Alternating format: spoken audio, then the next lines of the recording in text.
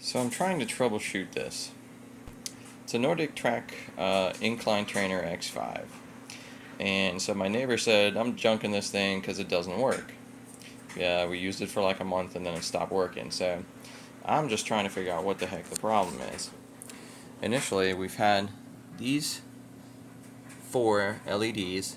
The middle 2 were lit, the green and the red. They were lit, and they're both labeled. One's power and one's labeled OV. So I'm thinking that that's basically motor related. That's the power supply. So what I did is I've got a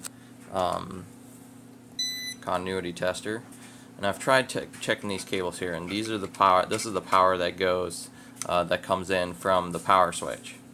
And that was working fine initially. So and also what worked fine was this right here. This particular one would send power all the way across and would send power to this thing here. So, and it worked just fine.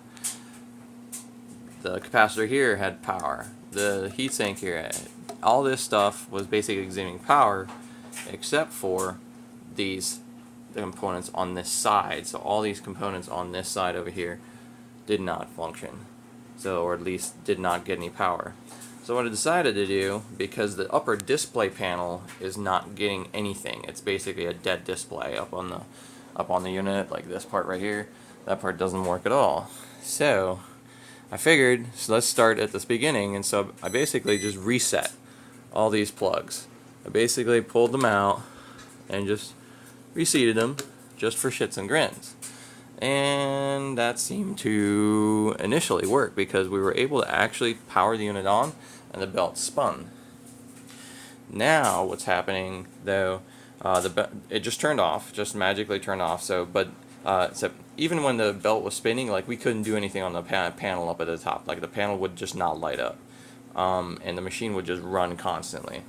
So in this case, so we've got the belt here and we've got the motor. So now when I push this little button right up front here, what happens if I push it up into the reset position, it turns on for a short while and you can hear the motor just like bzzing, and then it turns off. So I'm gonna go ahead and put that right here.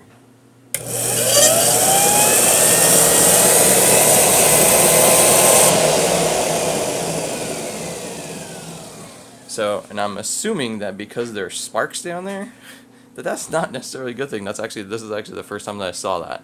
So I'm wondering if there's something that's shorting this thing out. So that could actually very well be the case. I will check back with you guys on that.